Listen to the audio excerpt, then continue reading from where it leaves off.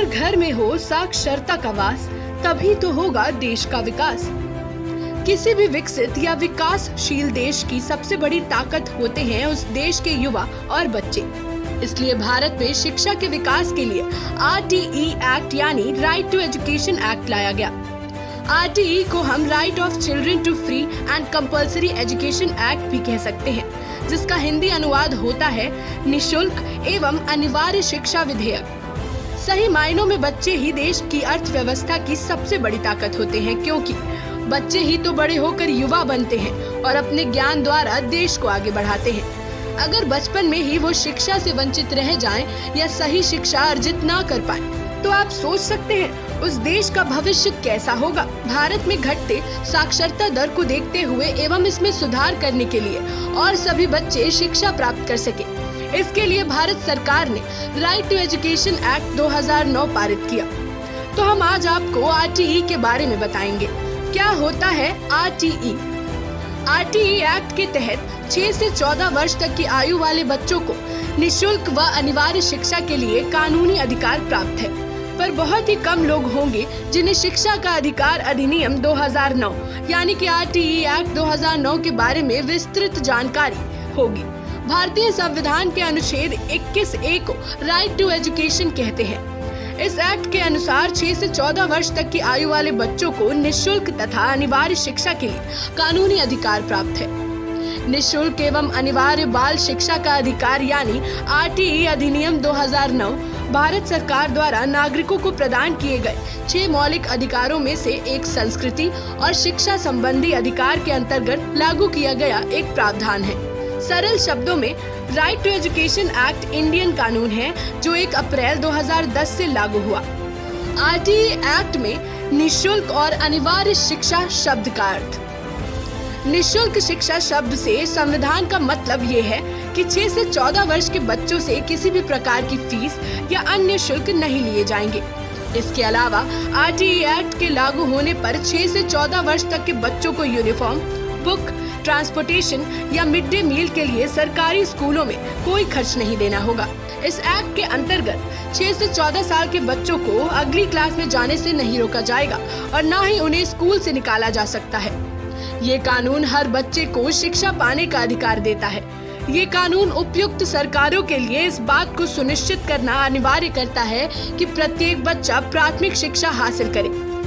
कानून यह आदेश देता है कि निजी शैक्षणिक संस्थानों को 25% सीटें कमजोर तबके के बच्चों के लिए आरक्षित रखना होगा।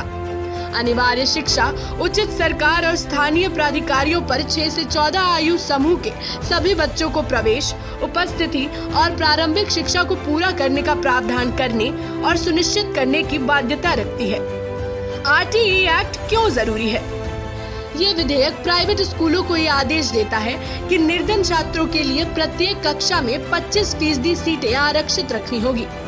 RTE एक्ट के लागू होने से पहले देश भर में 6 से 14 वर्ष के तकरीबन 80 लाख बच्चे स्कूली शिक्षा से वंचित थे। इन बच्चों को वर्ष 2015 तक प्राथमिक शिक्षा दिलाने का लक्ष्य रखा गया था। RTE एक्ट का उल्लंघन करने का दंड। अगर निजी स्कूल 6 से 14 वर्ष की उम्र वाले गरीब बच्चों के लिए 25% सीटें आरक्षित नहीं करता या फिर इस कोटे के अंतर्गत स्कूल में दाखिल हुए बच्चों से फीस लेता है, तो बच्चों से वसूली गई फीस से 10 गुना अधिक जुर्माना स्कूल पर लगाया जाएगा। जुर्माने के अलावा स्कूल की मान्यता भी रद्द की जा सकती है। यदि किसी स्कूल की मान्यता रद्द कर दी गई है फिर भी संबंधित स्कूल को संचालित किया जा रहा है तो उस पर 1 लाख रुपए का अतिरिक्त जुर्माना लगाया जाएगा। साथ ही इसके बाद के हर दिन का 10,000 रुपए अतिरिक्त जुर्माना लगाए जाने का प्रावधान किया गया है। RTE एक्ट के अंतर्गत यदि कोई भी स्कूल बच्चों की स्क्रीनिंग करता है या माता पिता का इंटरव्यू लेता है तो उस पर 25,000 रुपए तक का जुर्माना लगाया जाएगा। यदि जुर्माना लगने के बाद भी स्कूल इस गलती को दोहराते हैं तो जुर्माने की रकम 2 गुनी कर दी जाएगी, अर्थात संबंधित स्कूल से 50,000 रुपए तक का जुर्माना वसूल किया जाएगा।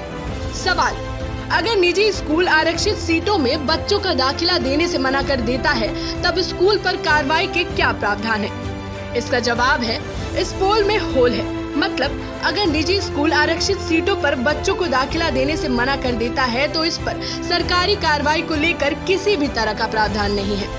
बीएसए सिर्फ दबाव डाल सकता है, किसी भी तरह का एक्शन स्कूल के प्रति नहीं ले सकता। जिसका ताजा उदाहरण नोएडा के सेक्टर 51 में स्थित मानव रचना इंटरनेशनल स्कूल का है, जहां आरटीई यानी राइट टू एजुकेशन के तहत इन बच्चों को एडमिशन तो मिल गया, स्कूल की तरफ से एडमिशन नहीं दिया जा रहा है।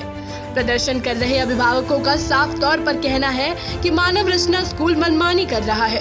अभिभावकों ने उत्तर प्रदेश सरकार से मांग करते हुए कहा कि मामले को संज्ञान में लेकर दाखिला कराए। अगर ऐसा नहीं होता है तो धरना भविष्य में भी जारी रहेगा।